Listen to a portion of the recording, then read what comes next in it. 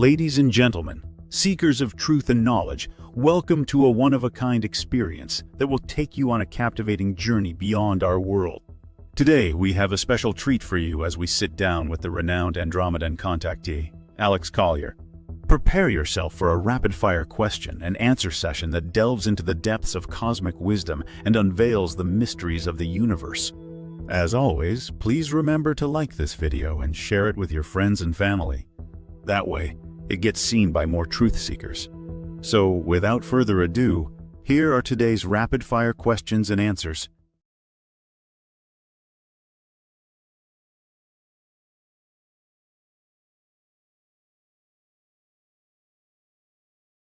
Do you feel it would be beneficial for musicians to tune their instruments to 432 Hz rather than 440 Hz? Do you know what that's about? I do. I do. I think that would be an outstanding idea. In fact, most music was like that until the 1930s, and the Nazis were the first to change the notes, the harmonic, in the recording industry. And apparently Hollywood seemed really, really okay with that. You know what I have here on my phone? I'm going to just see if I can pull it up real quick. If I can find it. I have the hertz and what each one stands for.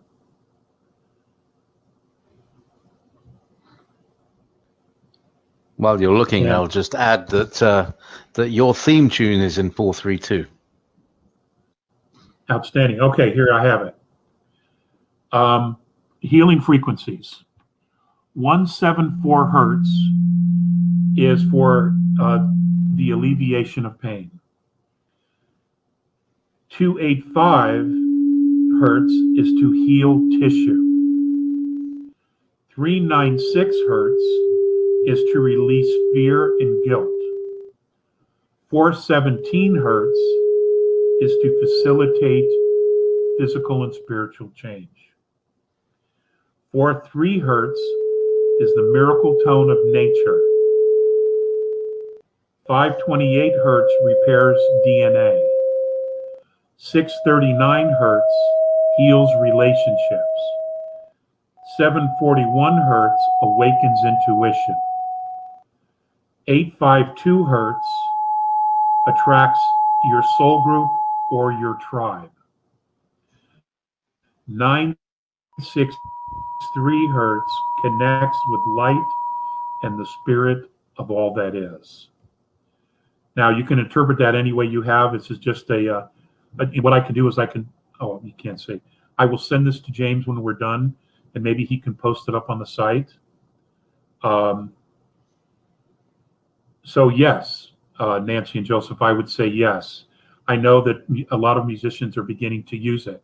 I know that a lot of folk music, independent folk music, is doing this as well, and some jazz, contemporary jazz is also using these particular notes in their music. So it's coming, it's just that they're not advertising it because there is, there's still a part of the deep state is still operational and still controlling and manipulating. So, but it's moving. So good question. Thank you for giving me that opportunity with that question to share the scale here.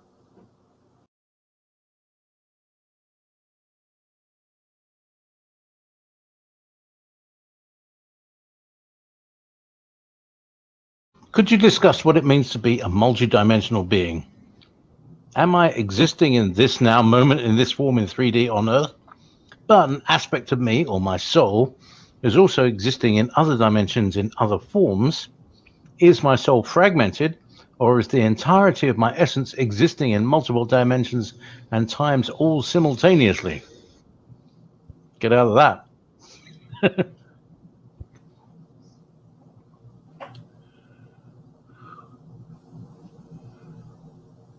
Well, for the benefit of all the other questions that I want to get to, let me just say this.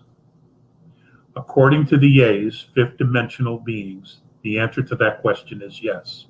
You can live in this one and live in other multiple dimensions. Are you in every single dimension? I don't know that answer. Can some souls do it? Yes, they can. Are all souls doing it? I'm not aware that they are.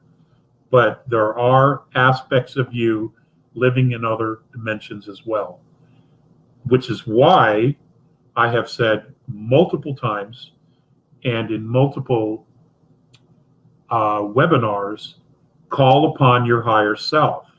You are obligated to help yourself.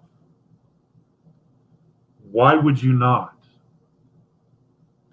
Call upon your higher self to ask for guidance, to ask for information, to ask for wisdom.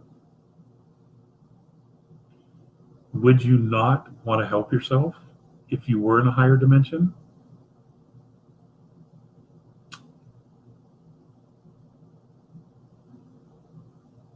There you go.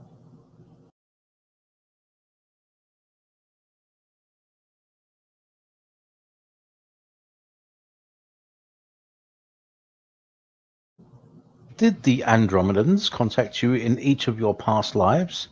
Did they warn you that by speaking out in this life you might face obstacles? Have they shown you future lives? And did they explain why we have the whiteout when we incarnate here?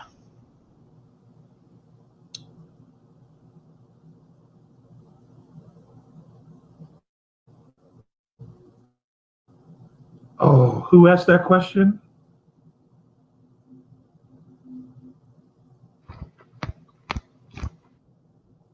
Do we know who asked that question? This is from Jane. Sorry, there's a delay because I have to click on. Okay, okay. It sounds like a Jane question.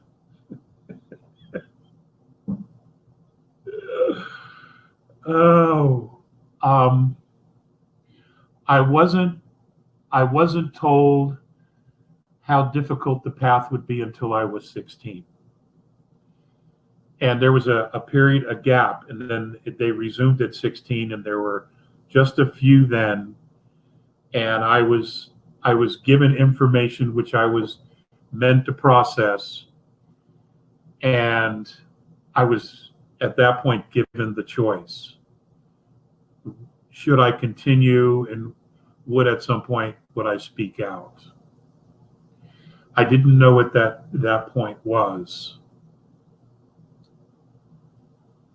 until the late 80s, early 90s.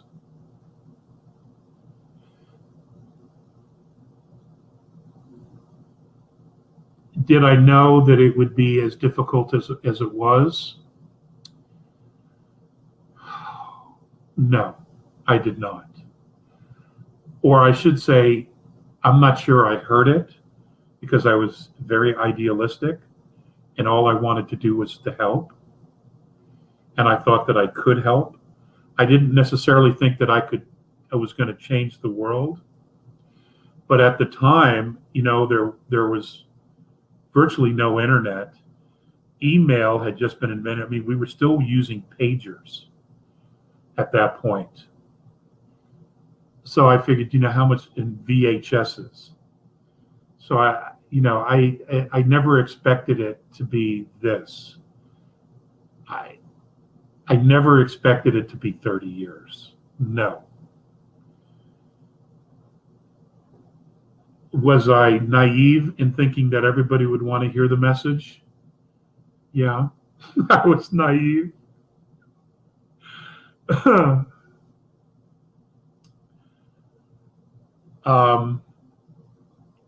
So, we all have a spiritual curve and we all have a learning curve. And you learn what works by learning what doesn't work.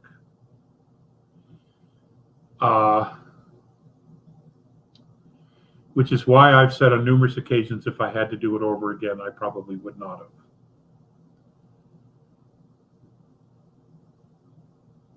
Yeah.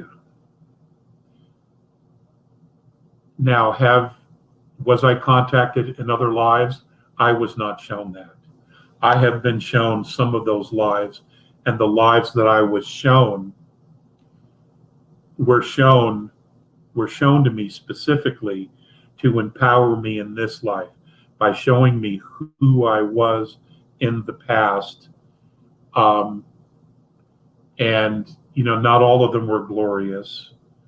Not all of them were, you know, I was a star. I was nothing like that. Some of them were incredibly humble.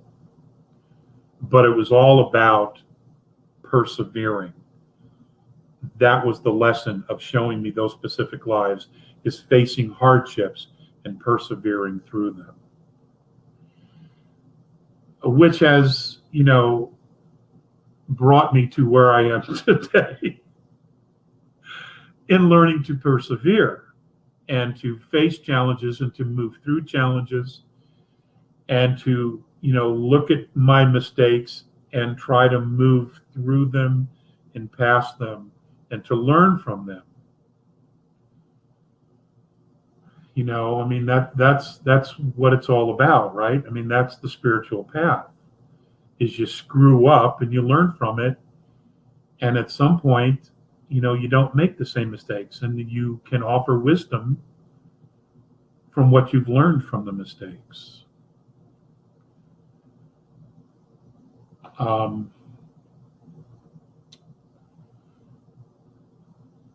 You know, I've done a lot of things. I've been a healer. I've been a warrior. I've been a politician. I've been an idiot. I've been a moron. And I think I pretty much covered it all, frankly.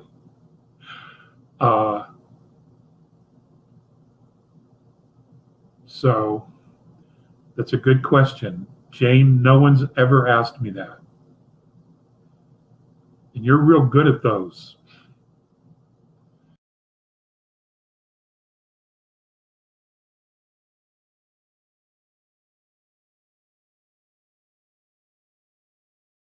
Much mutual respect as always. Just wanted to know the significance of seeing lots of craft moving through the skies.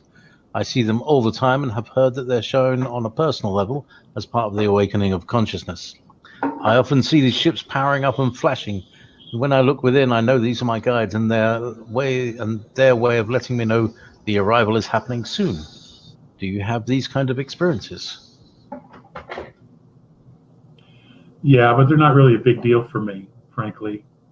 I don't get excited about the ships.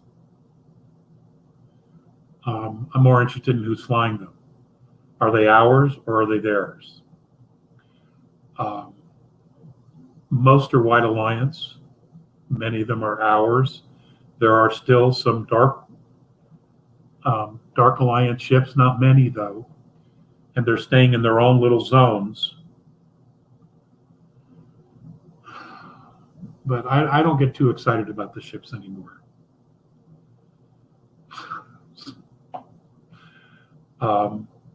It's fun to see other people get excited, because then I'm like, duh, you know.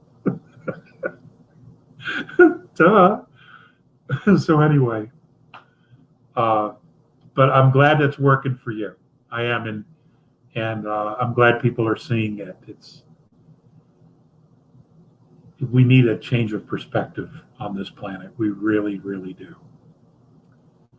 And it's been a long time coming.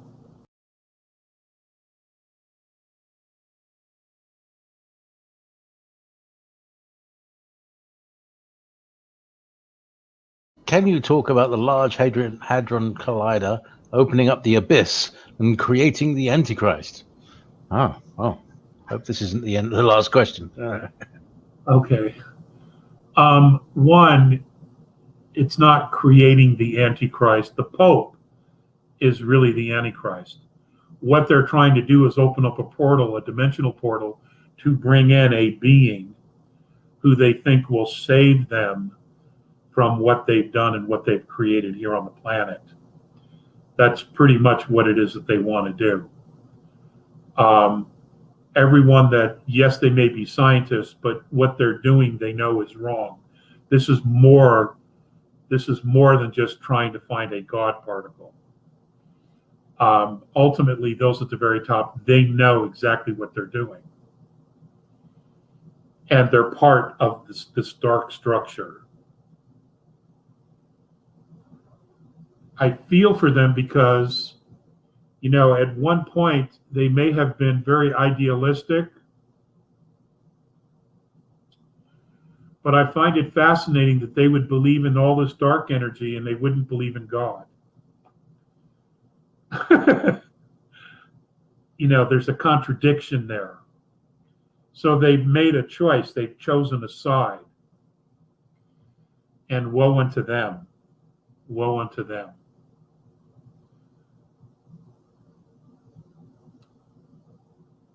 Will they be successful? I don't think so.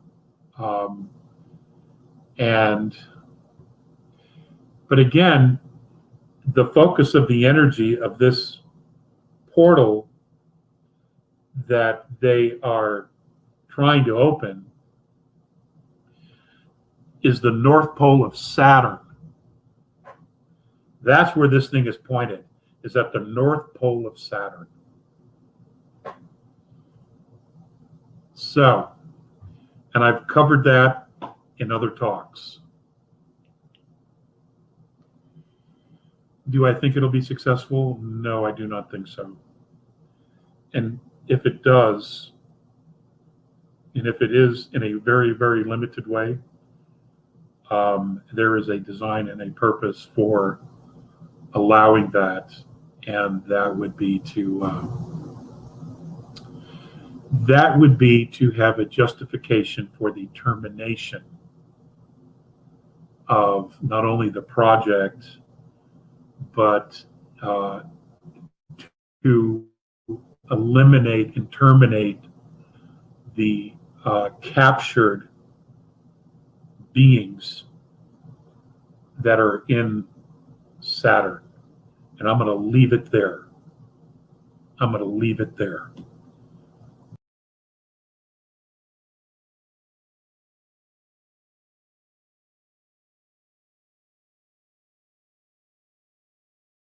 What is the difference between a humanoid and a clone?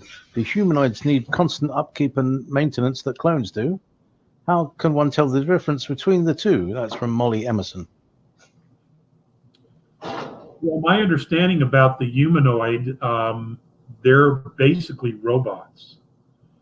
A clone is a clone of a human being on all physical attributes, with the exception of the brain, where in its place is grown an organic microprocessor, which is how they download all the memories. And that's technology we got. Well, actually, it began with the Nazis.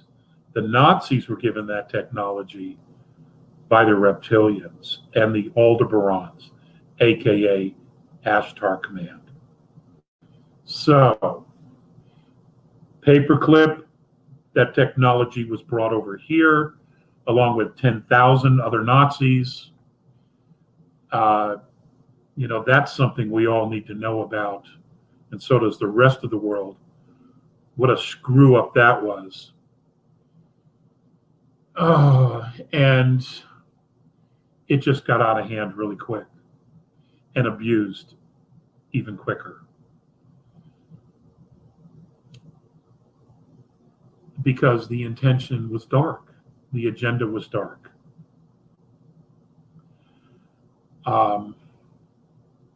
But then again, much of the agenda of the fascists was dark from the get-go as well. It may have been altruistic at the very, very, very, very beginning for about 10 minutes, and then it went dark.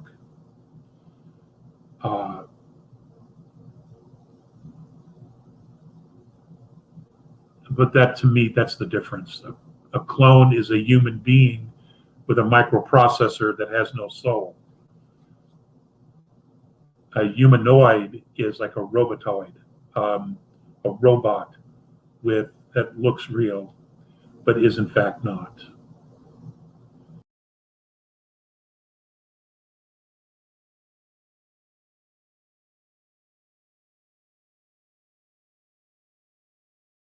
Does the inference of the term magic itself imply dark manipulation or nefarious intent? No, it does not. It just means manifesting. Any manifestation is based on intent. Okay, you can create anything. That's what you do. That's what we all do. It's your intention. Is your ability to create, to assist, to help, to make better, or is it to harm, control, or manipulate? That's the difference. And when you create something with the intention to manipulate, unless you continue to feed that, it unravels very quickly, because we live in a good universe, a universe that was designed to empower, to enlighten, and to create life. That is very easy to do and to maintain. To invest in darkness, it constantly has to be fed, because it's constantly disintegrating, because that's not the intent of creation.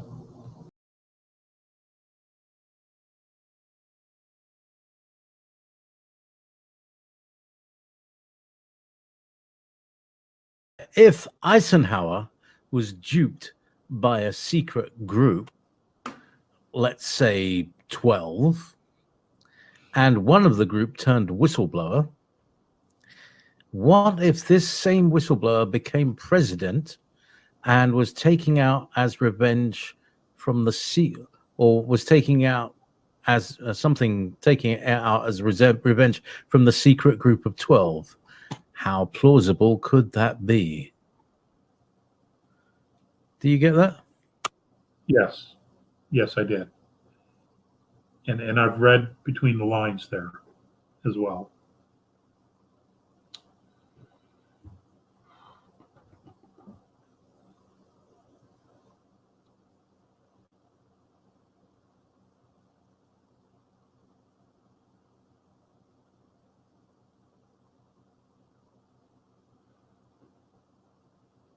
I think, I want to word this very carefully.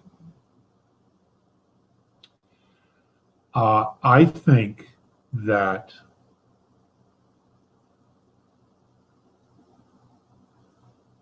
it's a very interesting hypothesis, and not one that can be easily dismissed. Now, if you go back to 47 with Roswell, and here we have a being that's alive, who shares a lot of information, and you have his ship, which is loaded with technology, and then you have the military taking control of that, and then asking Corso to take components of this and have the military industrial complex, or the beginning of it, figure out what all this stuff is and what it does. And then you have other craft such as Aztec, South Africa, all this stuff, very similar but from different races. And you begin to reverse engineer that.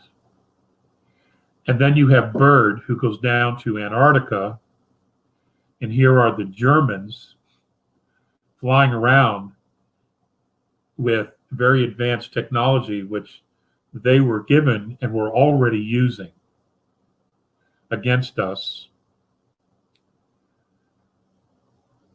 You can understand the paranoia and the fear that the military had.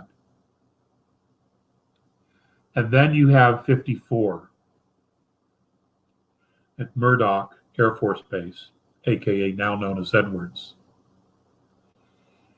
where meetings had been arranged, and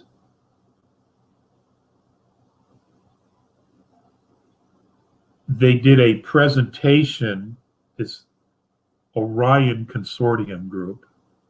They did a presentation and they said, well, you know, we will share this technology with you. We will share some technology with you, their throwaway stuff, in exchange for this. And by the way, you know, here is the crucifixion. And so they show them this holographic display.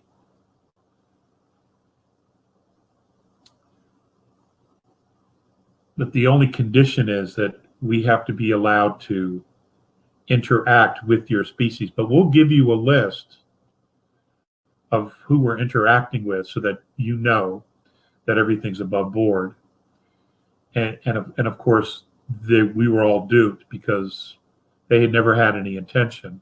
All they needed was was for us to say, okay. You know, and their attitude is, well, if you're stupid enough to trust us, you know, then we're going to take advantage of you. Who knew?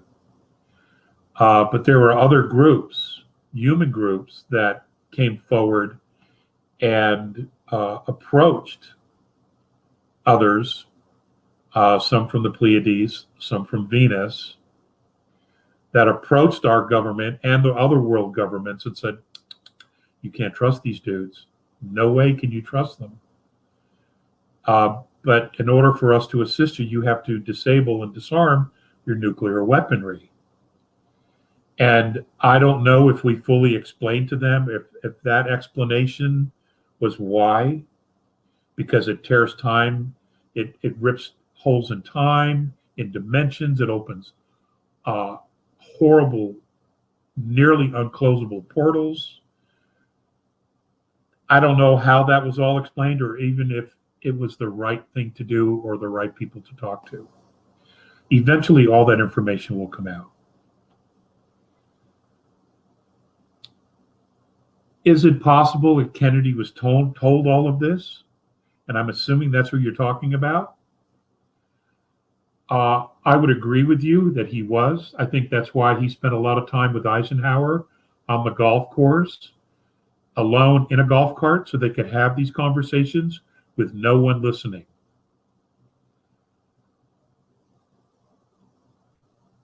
I think Kennedy knew a lot.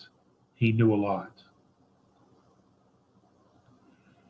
And that's why he was trying to make the space program a planetary issue, so that we could work together, share the costs and the responsibility, because he was just ahead of the curve. But by that point, there were already programs in place that were building their own Space Force and reverse engineering technology, which is why we had the CIA, which is why the NSA was created, and literally to this day, only a handful of people have even read its original charter. So, you know, there's a lot of unanswered things,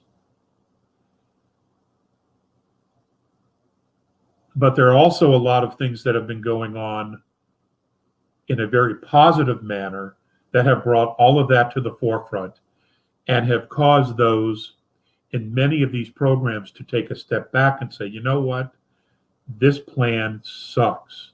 We have to do something different. Because now we're out there and we're running into very advanced civilizations who know what we are, who know what we've done, who know that we're trying to break away from our society after betraying our own kind.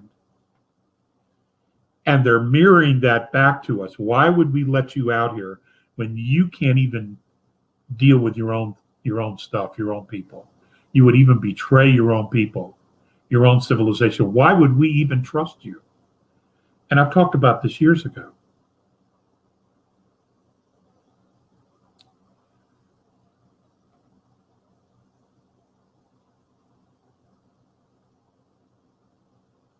And this is, again, all part of, to be an open society, to be a true galactic society, civilization, and participate. The first thing that comes to mind, the first thing they look at is authenticity. And you have to look at yourself. Those who are out there, those who have been collaborating, it all comes down to authenticity. Are you real? Do you actually mean what you say? Now, when you meet other races that are telepathic, you can't bullshit them. No way can you bullshit them, because they're looking right through you. And they are. They're looking right through you. So you got to be real. And if you can't, then they're going to just push you away. They're going to move you back into your tiny little space and say, you're a problem out here. So,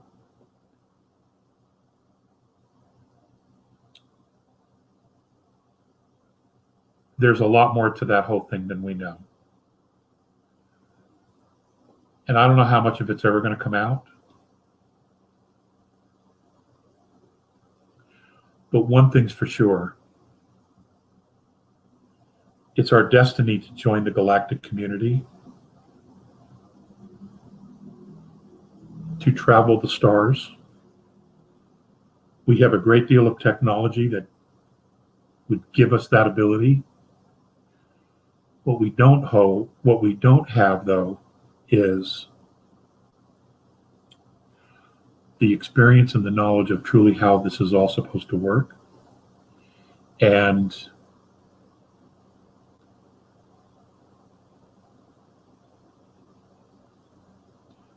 the ability to know how to genuinely be authentic all the time as a civilization. Because we don't even really know who our rulers are. We don't. So there's a lot of things that have to go on.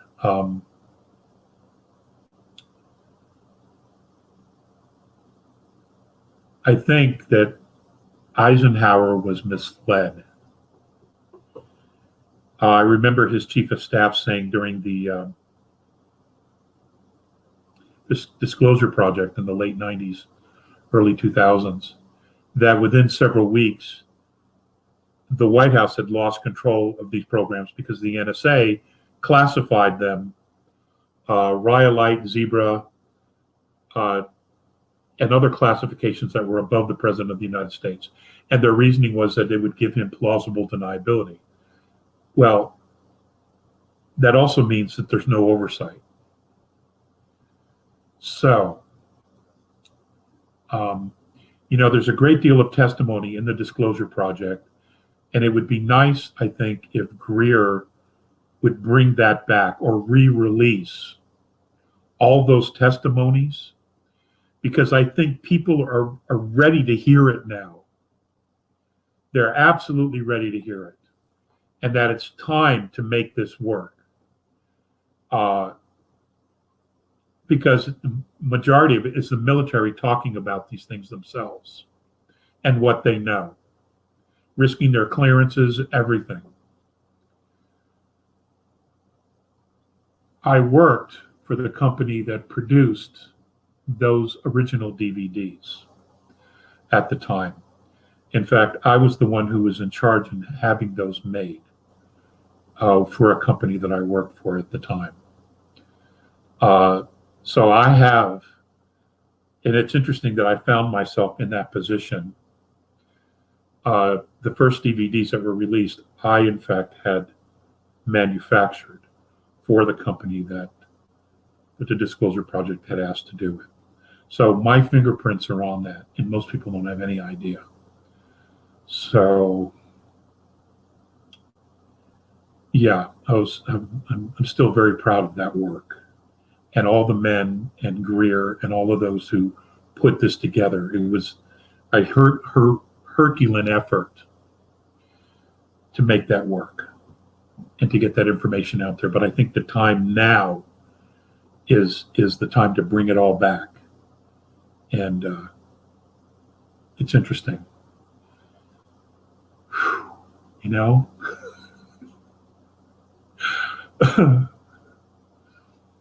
If at first you don't succeed, try again.